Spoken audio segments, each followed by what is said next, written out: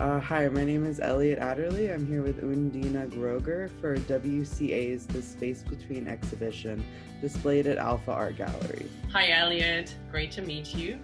So my name is Undine Groeger. I'm a documentary photographer, East German born. I have a background in the humanitarian field as a humanitarian aid worker. All right, so what inspired you to choose your medium, photography specifically? I can't really tell you why exactly. I can more tell you how it started and when.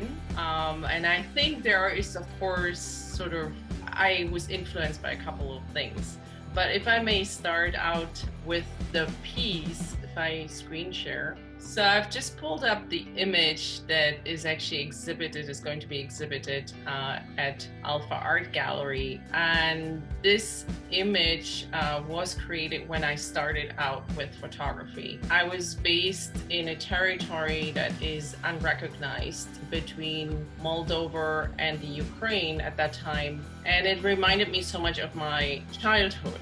So what that means is, as I mentioned earlier, I'm an East German born photographer. Being in that territory is something that I didn't expect was going to happen, is that I all of a sudden was able to almost revisit my childhood, because the Berlin Wall fell when I was 10 years old, and a lot of things disappeared, let's say, almost overnight, or it was very fast. There was so much change during that time, just the landscape, even things that I used to be able to buy in the supermarket were no longer available. So there was a bit of this nostalgia, and trying to also, for so many years, this photograph I took when I was about 28, and so there were so many years in between when I was always trying to explain where I came from and how things looked before. And there was this urge to kind of communicate what that life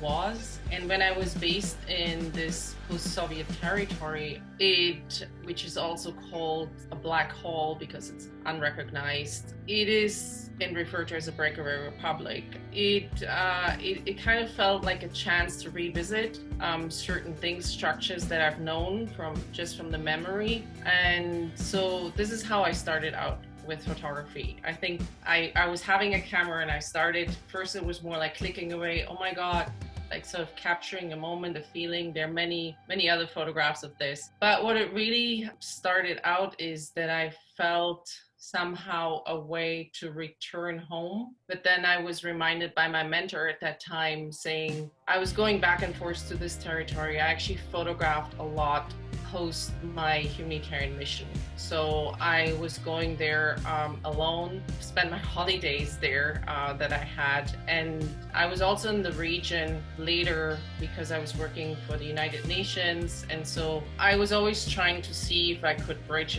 get to that territory again and take a few more photographs and understand basically what I realized. Then I was trying to understand my past, reconcile with that. But where I really needed to return to was Berlin, and I hadn't been back to where I lived before. So I felt it was some sort of memory of my childhood, but there was something that was missing, or I was trying to connect the dots of sort of recreating this and trying to communicate to others what it used to be. And so I thought I would find this returning to my childhood home, which was really where I was home in Berlin, former East Berlin.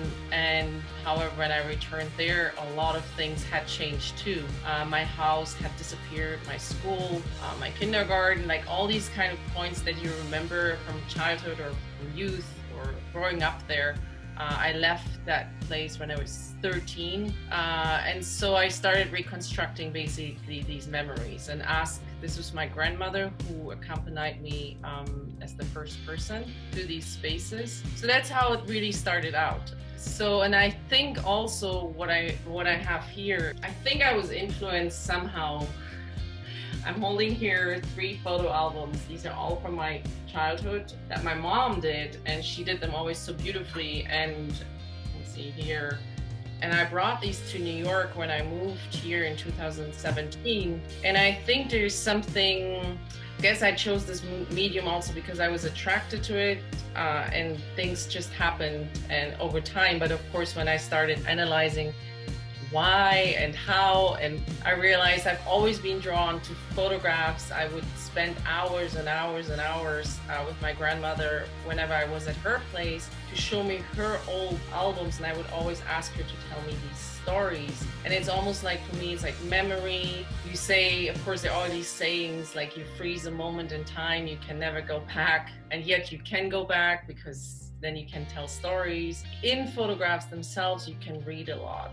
I mean, you can sort of get some sort of feeling. I mean, there are different kinds of photographs, of course, as well. But I think for me, it's mainly around family, home, identity. What would you say, what or who would you say is your greatest inspiration?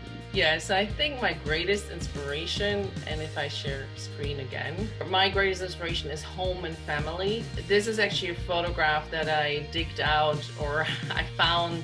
My mom had kept it. This is actually one of my first photographs that I did of my grandparents' home at that time in East Germany, not in Berlin, not in East Berlin, but in a different town. And this was like a double exposure somehow. I was trying, I guess, with this very old camera, but I hadn't pursued it as such. I wasn't the kind of person who received this camera and then I've been photographing since I'm 8 years old or something. But this was actually, interestingly, the summer of 1989 that changed my life, because shortly after the wall fell, and this was one of the photographs. So I think my biggest inspiration and influence is really home and family and how we connect. And I think it also has to do with the family structure, like how I was brought up or how I witnessed the family structure.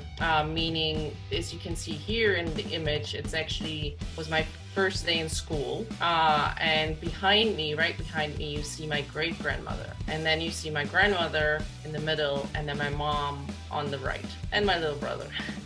But it was the actual witnessing of these different generations that I think gave me a lot, understanding different time periods as well. So I'm very much influenced by also what my grandmother lived through World War II in Berlin.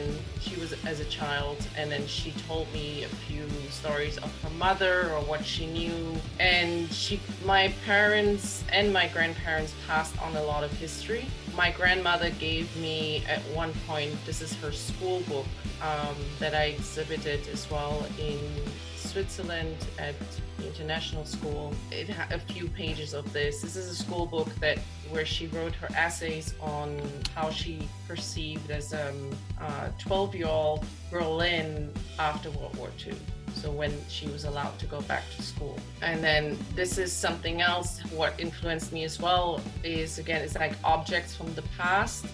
So this is just before World War II, my grandmother with a neighbor's boy, and Teddy Bear Brummel, who I have with me here, I will show you in a second. Teddy Bear Brummel is like an object that passes on a lot of history. He was passed on to my mother, I think at the age or just before the Berlin Wall was built, and he's now today with me in New York. So he has witnessed a lot. He's kind of the red thread. And these stories, I think throughout these, I'm very much interested in transgenerational narratives and photographing them as well, or integrating them in what I'm photographing, or long form stories that I'm documenting. I'm always paying attention to, is there an element of transgenerational narratives? Is there something that is repeating itself in the family? Is there something that was passed on in tradition, values, memories, trauma, and how does it shape us? So here's Teddy Bear Brummel. He's with me. He's live. He's existing. So it's like a treasure, but also he's like a guide. And so these are kind of my sources of inspirations, if you may say. And for how you choose the subjects of your artwork, so I assume it has to do with your family and just trying to preserve memories, but... Exactly. So what I started out, I go back to screen sharing, is I started first to work with my family, like reconciling my own past. So I created a project that is called Within My Walls and Beyond. That's a traveling exhibition, but then a larger community project that is about within our walls and beyond. So I've been sharing, these are just a few images, images of how I've been reconciling with my past. But by sharing these images, I'm also sharing history for people who witnessed, but also for people who may not know enough from that part of the history in Europe. But this is, for example, this is my whole family. That's why I'm sharing that. And through sharing these kind of images, I created a whole traveling exhibition, but also included others to share their stories. So for me, it's always like a participatory approach. And so I'm choosing my subjects sort of, it was my family, but now I'm also applying all these things that I've learned through documenting my family to other stories. For example, I've been documenting a family who has witnessed the Japanese American incarceration. So there are elements in these stories that remind me of my own family history, or for example, another and about walls. I experienced walls in a physical way, but it's mainly the community project is mainly about what are the walls that you're experiencing, not necessarily physical, but emotional, psychological, and how can you overcome, or have you overcome them? Is there something would help you to reconcile with that past or this experience? So I'm creating a lot of workshops around this particular exhibition within my walls and beyond, in order to facilitate a dialogue on walls and what they mean for everyone, and what can a wall be for everyone, and engage students,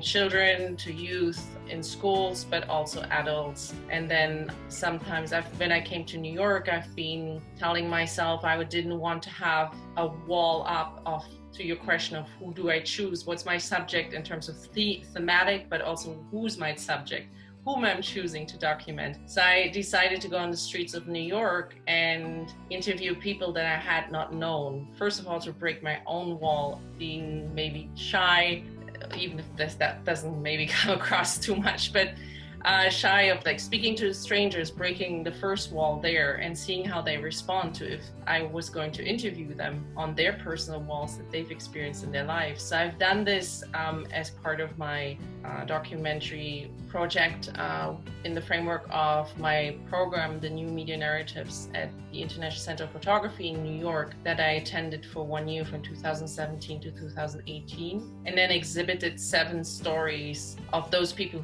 7 stories of about 30 stories, and those people decided to come along with me, like many steps, from an audio interview to photograph to contributing their own art. And then the other big subject, the theme that I've picked throughout is health. So again, it leads back to my family. My mother is a breast cancer warrior, as she would describe herself. I'm very conscious about the subject, the woman who's affected, or any person who's affected by breast cancer or cancer. How do they want to be called? Mm-hmm. Are they a survivor? Are they not a survivor? How do they want to be called? So that's why I pointed out my mom is a breast cancer warrior. And I didn't document her journey during breast cancer, during her operation and during everything she had to go through, but it was more post-treatment. It was also a journey of mother, daughter, and grandmother, because my grandmother was also affected by cancer. And how do we get closer together, and how do we share these rather difficult moments? And because my mom wasn't too keen on having me photograph her during her treatment and during that time, so something happened through the photography, and that's how I use photography. One day she said, okay, why don't we, she shared a story, and she said, okay, let's do it, let's photograph this. And the beautiful photograph that came out of that is this one. So she decided she wanted an empowering photograph, something that represents her.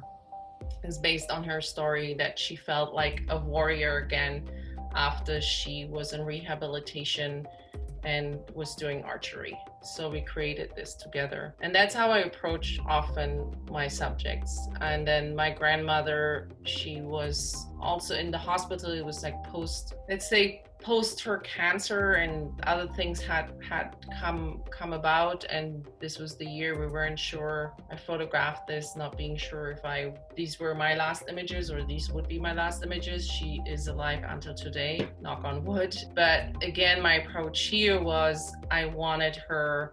I'm doing it's documentary and yet also installations. This is a moment that happened it's a documentary moment, and yet we were playing around like with masks and I was trying to take her mind off the fact that she was in hospital. Instead, she agreed me to photograph her during these times, but there was a way of using the photography as something that sort of creates a different environment. And for me, it was very special. I always used to play dress up with my grandmother when I was a little girl, and so we have this very special relationship together. And so, but this was a moment of she just wanted to, I didn't ask her to do this. I think as a photographer, I'm always want to explain whether this moment was an installation, was a conceptual photograph, or is it documentary? So I consider this like in between. But how has your thought process and practice with photography changed over time?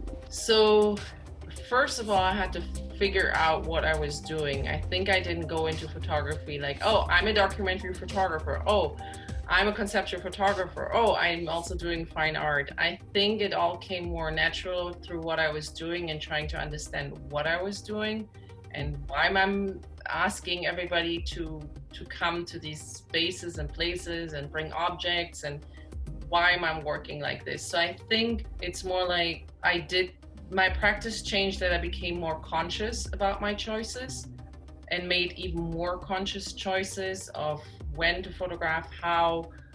And my practice changed in the sense that I work in a multimedia form. So a lot of my projects now start out with an interview in order to really understand the person and their story, and to work with my subjects together. So there is, as much as I started out on this, okay, I do my own story first and document this, and it's about me, my family. I applied all these things then to other families, and where I wasn't even sure whether this would work the same way also, because it's not my family. But there is a huge, I'm working more and more participatory, where I'm really engaging the subject into the process. So most recently, I was honored to become a fellow of the Hillman Foundation, Rita and Alex Hillman Foundation, to photograph a theme or something on nursing and health, and so my approach was, how can photography improve sort of the health or the process to healing. And I worked with 4 breast cancer survivors, or let me say, actually not 4 main subjects, but it became then 5 women who were affected by breast cancer. It was a very participatory approach. So I really had to understand their stories. I wanted to understand their stories first before I photographed basically their journey. We were going back in time. There was one woman who was going through her treatment in the moment, but everybody else was post-treatment, and some of them experienced breast cancer up to 40 years ago, another woman 25 years ago, and another woman 16 years, and another woman 11 years ago. So what helped them, they explained to me their journey and the change of their bodies, and I wanted this to become like the photography to help them. Not everybody needs to reconcile with the past, so there were different approaches, but to have them tell their story or through my mediums, and some of them had shared their stories in writing as well, but for their own healing process, but at the same time, if it wasn't for that, to inspire other women. But at the same time, I'm very conscious about, it's a conscious choice for me. Okay, I have a responsibility here. I could just take a photo, okay, do a portrait, but that was not the way I approached it. Show me how your body is today, versus before you were affected by breast cancer, but that was not quite my approach. So it took a long time. I worked with these women over 8 months. So that is, I think, how my process changed. And then also the new format that I applied is this was my very first project that I did entirely in film. So I shot with film. Before it was all digital, and but this time I worked with audio, then with video as well, but then I chose to work with all the images I shot on Hasselblad. Do you print them or develop them yourself, or do you have someone develop your film? So I do develop black and white, but these are all shot in color. So I do give them to a lab because it's the process is more complicated. Also in terms of the time that is involved and the deadlines I had. It was important that I always got my feedback from my mentor before I was going to the next shoot. So there was a lot of that involved as well. Go to the next question. Your role in society as an artist, like, how do you approach that or think about that? I've thought about this, like, what is my role and has it changed over time, or how do I see myself? I think I've always seen my role in awareness raising and shedding light on certain themes in a different way, looking at what has already been done, but maybe which story hasn't been told yet. When I started out with photography, I had a website that was called Thought of and Forgotten.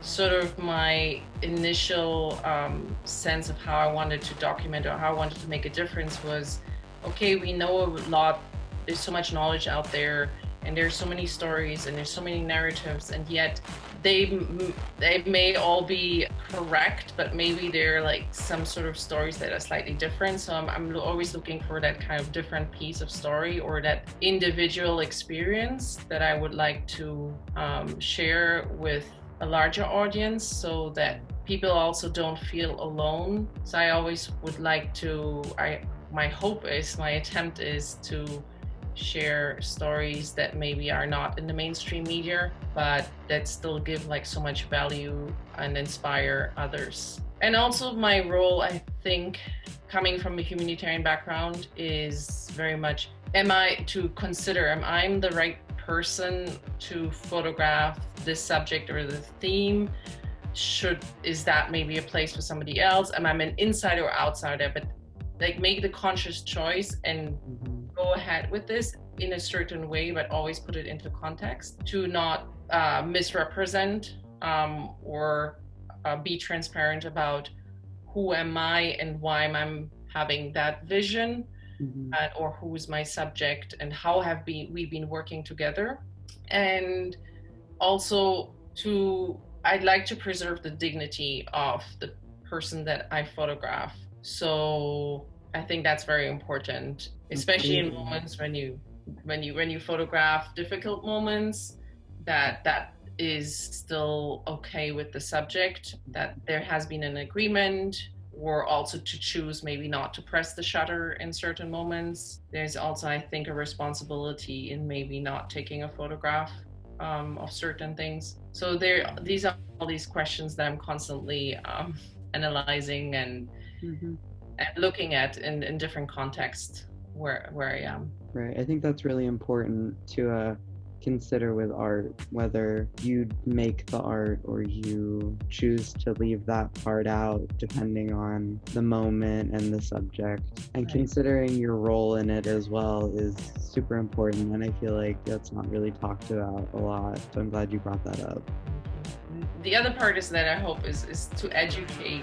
I mean, there's always an educational part in, I think, the way I construct my stories, in the way I would like to share my stories. Because I think there are photographs that they look beautiful and they can be, let's say, just a piece on your wall or they are art, but then there's such a deeper story behind them that can be enhanced through like an audio interview or a video to enhance the story. So there's a difference between sharing these things, let's say, in a school setting or in is in a fine art gallery. And so how do you have to understand like who's your audience, but also which space are you exhibiting. But my role is that hopefully the role I hope to have, or the impact I hope to have, is on education as well. Yeah, that's always been really fascinating to me about photography, is the stories behind it, specifically with even constructed photos in fine art. It's always been so interesting to me to think about the artist's vision with it, and I feel like that's not discussed a lot, or artists are sometimes hesitant to share that, but I think that's really interesting. I'd love, I mean, sometimes I've experienced it in exhibitions, other exhibitions and my own, is that sometimes an image, any visual, I mean, we're bombarded with visuals. They can have an effect that you may not have considered on somebody. Like for some, it's very positive and empowering, and somebody else sees the same image and says, oh my God, and is reminded maybe of a story that they themselves haven't reconciled yet with. And so my approach in my exhibitions, that the traveling exhibition that I have, let's say, an influence on how I move the people through the exhibition, is that I make sure that I speak to the people and ask them, so how do you feel about the image, or what do you think?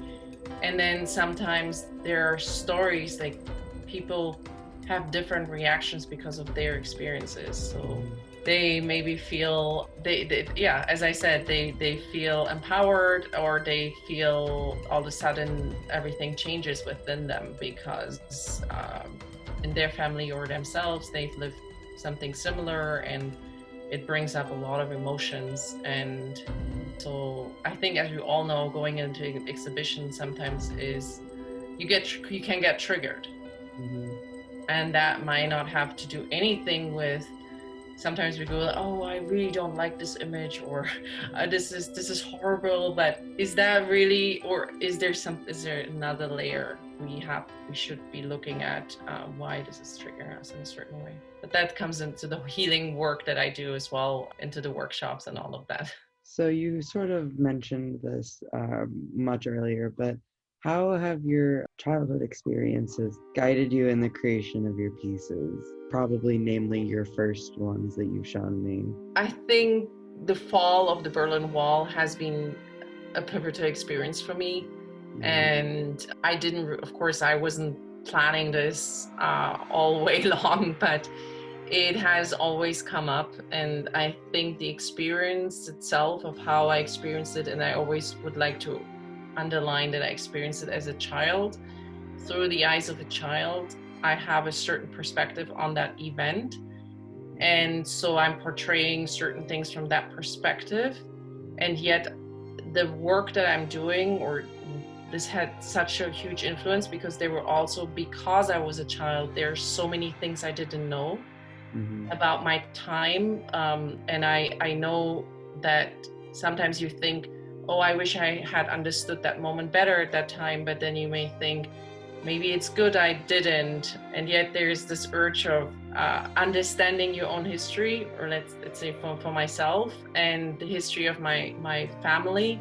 And so, yes, I was trying to understand more of the history, more of the things that were happening, experiences of other people, because in the mainstream media, although I have to give credit, there are more and more stories that are being covered now of sort of the different, not just the story of liberation and freedom and what it meant for the people, that the wall came down, but there are also stories of that it was a very difficult transition for some, and how that played out, or the territory that I've been covering in my photographs, that is basically a post-Soviet territory, that is it's a frozen conflict zone. It is a frozen conflict zone because since the Berlin Wall fell, then the Iron Curtain fell, and then it had a lot of effects on so many people, and this particular territory that I will exhibit at Alfa Art Gallery is still today a frozen conflict zone because it hasn't been resolved, because a lot of states, and I mean other people that I've met of my age, of same age, they said to me, well, luckily for you, it felt it was a liberation and freedom and it was peaceful. For us, it was war.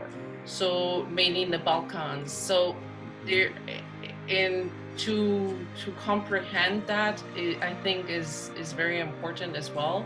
As much as like, okay, I have this childhood experience, this is what I've lived, and yet there is something beyond that. So I'm trying to work, yes, there have been influences from my childhood, but I'm trying to comprehend other realities around that particular event that influenced me so much. And then I think being German, if I may say so, there are a lot of things that I need to consider and that are part of my history and my ancestors. And there's a responsibility I think to speak out about this and to remind ourselves of that history for it not to be repeated, but also to take responsibility and to not neglect just because I haven't experienced it. So, and I think that made me also to be always open-minded and to try to understand histories of other cultures, other nationalities, other subgroups, other groups. I think I don't say that I know everything, but to have an open-mindedness and to ask questions. I think that's what I wanted to say, to always ask questions and yet also do your own work, like in research. So it's very important. So I think that formed me this kind of, or also to understand the different realities, having lived in an event like this and having seen different realities, even in my childhood, amongst friends and families, how everybody experienced it. That leads me to always look very critical, have a critical eye on narrative subjects, to understand, hold on, so, okay, this is what is in the mainstream, or this is what is being said, but this seems to be the collective experience, but how did this individual experience it, or what is their reality?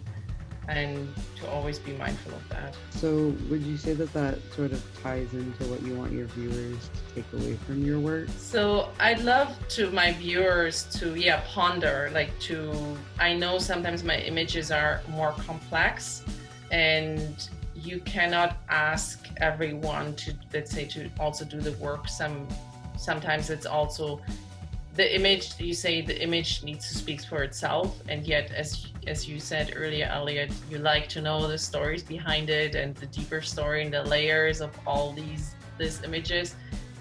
So I mean, I'd like my images, of course, to be appealing to the eye, and to also there is I think in some of my images there's a bit of an innocent view on certain things that comes out. Again, I'm not planning all of that, but over time I've realized there's a bit of view through the eyes of a child, the way I construct my photos sometimes. And so, but I think I'd like people to see that as well, like the simplicity. So how would you explain a certain subject to your child? Like, I don't want this to be just for adults, although of course they're heavier subjects, but I think what I want the viewer to take away is for themselves to ponder on it and to want to know more. And yet, of course, I have images that are appealing to the eye only, that are more going into, let's say, landscape. But if it's the documentary part, I would like people to ask questions, to engage, have a critical eye as well, discover something that they didn't know yet, hopefully be open, and in more like interactive exhibitions, I hope that people might have learned something and again, it goes to have more questions and go deeper into the subject.